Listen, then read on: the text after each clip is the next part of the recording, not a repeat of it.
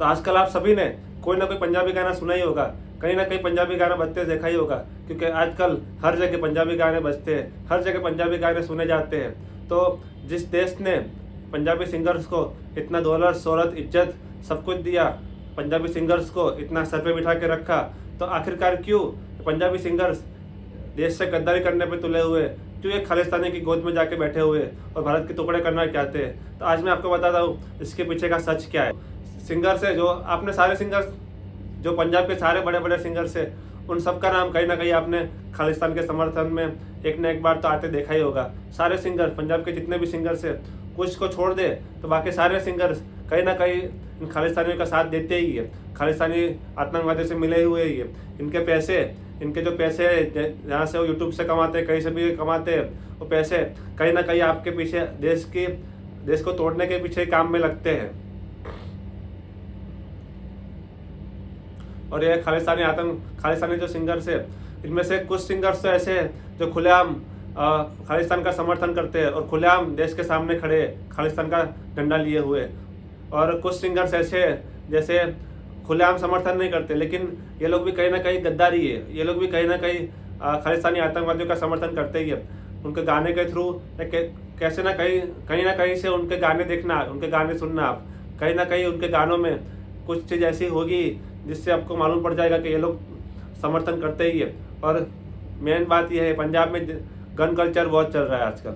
जो भी गाना देखो आप, पंजाबी गाना देखो, उसमें गन कल्चर है, गन है, ये है, एक दूसरे के गैंग वॉर की बातें हो रही है, गन की बातें हो रही है, गैंग की बातें हो रही है, मारने की बातें हो रही है। तो आखिरकार ये क्यों है? तो ये सिंगर्स है जो हर सिंगर किसी ना किसी गैंग से जुड़ा हुआ है, और सामने वाले गैंग को अपने गाने के थ्रू कहीं ना कहीं वो लोग धमकी देते हैं, कुछ ना कुछ चलता रहता है उनका। इसी वजह से सिद्धू मूसेवाले का मर्डर हो गया। तो आज मैं आपको बताता हूँ कौन से ऐसे सिंगर्स है जो खालिस्तानी का समर्थन करते हैं। आइए, इनमें से पहला है बलजिंदर सिंह कौर, दूसरा है कंवर गरवाल, तीसरा है लकी सिंह, चौथा है बीरबल, पांचवा है इक्विंदर सिंह, छठा है वजीर पट्टर, सातवां है जास दामी, नौवां है एपी ढिल्लो, 10वां है हार्डकोर, 11वां है गिप्पी गरवाल, 12वां है सुप्रीत सिंह, 13वां है नीरू बाजवा। तो आपने सारे सिंगर्स के नाम देखे बराबर। इनमें से कुछ सिंगर्स ऐसे जो खुलेआम उन्होंने इंडिया छोड़ दिया है, जैसे कि हार्डकोर है, वो 4 बज गए पार्टी अभी बाकी है और लौंग द लश्करा, ये गाने उन्होंने गाए हैं। तो ये खुलेआम भगवंत सिंह पन्नू, जो कि इन खालिस्तानी आतंकवादी का जो उनकी गैंग है, जो इनका ग्रुप है, उनके वो चीफ है भगवंत सिंह मान, उनके साथ उनका वीडियो वायरल हुआ था। और मोदी और अमित शाह को वो 1-to-1 फाइट की धमकी देते भी सुनी गई है, और खुलेआम इसका समर्थन करती है। फिर दिलजीत दोसांझ, आपने बीच में सुना होगा, दिलजीत दोसांझ और कंगना रनौत के बीच में ट्विटर पे काफ़ी लड़ाई देखने मिली, काफ़ी कंट्रोवर्सी देखने मिली। लेकिन लास्ट का ट्वीट आपने देखा है उनका? लास्ट में कंगना रनौत ने एक ट्वीट किया है कि आप अगर अपने ट्वीट पे लिख दो कि मैं खालिस्तान का समर्थन नहीं करता हूँ, मैं खालिस्तान से हेट करता हूँ, तो मैं आपके सामने माफ़ी मांगने के लिए तैयार हूँ और मैं सबके सामने आपसे माफ़ी मांग लूँगी। लेकिन उसके बाद दिलजीत दोसांझ का कोई भी ट्वीट सामने नहीं आया, कोई भी ट्वीट उन्होंने फिर नहीं किया, और वो वॉर वहाँ पे ख़त्म हो गई। तो इससे क्या मालूम पड़ता है कि वो खुलेआम तो नहीं कह सकते, लेकिन वो कहीं ना कहीं समर्थन तो करते ही है खालिस्तान का। फिर अपने डिनो जेम्स, जिसका नाम आपने सुना होगा, गाना में रैप में बहुत आगे, डिनो जेम्स।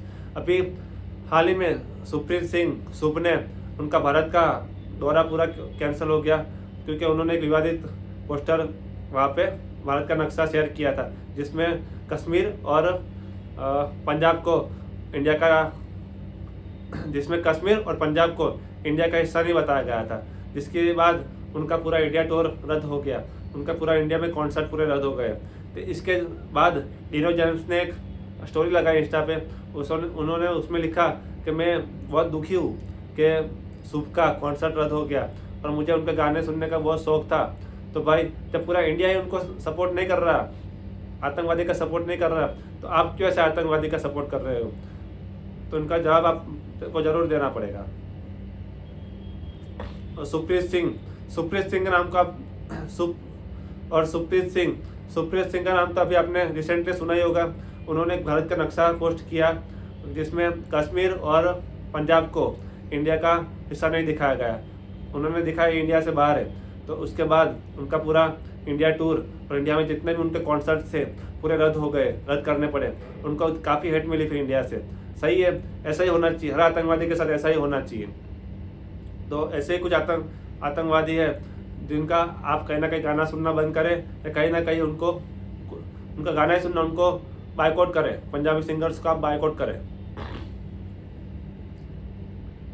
तो पंजाबी सिंगर्स तो आप सबको मालूम, आप सबको ऐसा लग रहा होगा कि इतने अच्छे इनके गाने चल रहे हैं, इतने अच्छे ये लोग कमा रहे हैं, तो ये आखिरकार पंजाबी खालिस्तानी तो आपको लग रहा होगा कि ये लोग इतना अच्छा काम कर रहे हैं, इतना अच्छा ये लोग कमा रहे हैं गानों के थ्रू, तो ये लोग फिर खालिस्तान की गोद में जाके क्यों बैठ रहे हैं? तो इसके पीछे का सच बताता हूँ मैं आपको। तो जितने भी खालिस्तान के गैंग है, जितने भी खालिस्तानी ग्रुप है, जैसे जस्टिस फॉर सिख, बब्बर खालसा, जितने भी आतंकवादी सिख संगठन है वो सब में तो जितने भी खालिस्तानी आतंकवादी संगठन है वो लोग कहीं ना कहीं इनसे प्रोटेक्शन मनी मांगते हैं सिंगर्स से। और सिंगर्स को भी बोलते हैं कि आप भी, फिर सिंगर्स को भी ये लोग वही काम में लगाते हैं प्रोटेक्शन मनी मांगने के लिए। और फिर सिंगर्स और इनका एक कोलैबोरेट होता है जिसमें ये लोग कमा के पैसे देते हैं आतंकवादियों को कि आतंकवादी फिर भारत के टुकड़े करें। और फिर भारत के उनके खालिस्तानी एजेंडे में ये सब पैसे वो काम आते हैं। और फिर इनके जो सिंगर्स के कॉन्सर्ट होते हैं, इनके गाने, इनके मूवीज, इनमें ये पैसे यूज होते हैं। मतलब आप ये बात जान सकते हो कि दोनों में कोलैबोरेट हुआ है। ये लोग भी पैसे देते हैं, फिर वही पैसे घूम के इनके पास वापस आते हैं, इनके कॉन्सर्ट, ब्लैक मनी वाइट हो जाता है। जितने भी ये लोग एक्सट्रोजन मनी मांगते हैं, ये लोग क्या करते हैं, जो खालिस्तानी आतंकवादी ग्रुप है, ये जो खालिस्तानी आतंकवादी है, ये लोग सिंगर्स के पास एक्सट्रोजन मनी मांगते हैं, सिंगर्स के पास प्रोटेक्शन मनी मांगते हैं, और फिर सिंगर्स को बोल के दूसरों के पास प्रोटेक्शन मनी मंगवाते हैं। बिजनेसमैन हो गए सारे, जो जितने भी हैं उनके पास से प्रोटेक्शन मनी मंगवाते हैं। और फिर प्रोटेक्शन मनी जाता है खालिस्तानी आतंकवादियों के पास, और फिर खालिस्तानी आतंकवादी यही पैसे इंडिया में ये जितने भी सिंगर्स है उनका शो हो गया, उनके एल्बम हो गए, उनके गाने हो गए, उनके कॉन्सर्ट हो गए, उनकी मूवी हो गई, इसमें इन्वेस्ट करते हैं। तो इन्वेस्ट करते ही ये जो सारे ब्लैक मनी है सारा पैसा वाइट हो जाता है। और वाइट मनी फिर से वापस ये लोग उठा के आतंकवादी के पास दे देते हैं। और फिर से यही आतंकवादी ये पैसा पूरा जैसे पेट्रोल पंप है ये वो इंडिया में सारा सब खोलते हैं, सारा सब पैसे वो वाइट करते हैं, फिर इसमें से कमा के वापस से ये पैसे इन आतंकवादियों के पास चले जाते हैं। तो ये पूरी साइकिल चलती रहती है। इसी वजह से खालिस्तानी आतंकवादी और सिंगर्स का कोलैबोरेट हुआ है। इसी वजह से दोनों साथ में हैं, दोनों का फायदा है। और ये लोग दोनों मिलके सिख सेंटिमेंट्स के साथ खेलते रहे। उनको आतंकवादी, उनको खालिस्तान से कोई मतलब नहीं है। ये लोग बस डर का माहौल बनाना चाहते हैं कि डर की वजह से इनको सब प्रोटेक्शन मनी दे और इनका काम चलता रहे, उनके पैसे बनते रहे। बस इसी वजह से सिंगर्स और ये खालिस्तानी आतंकवादी है वो दोनों साथ में हैं।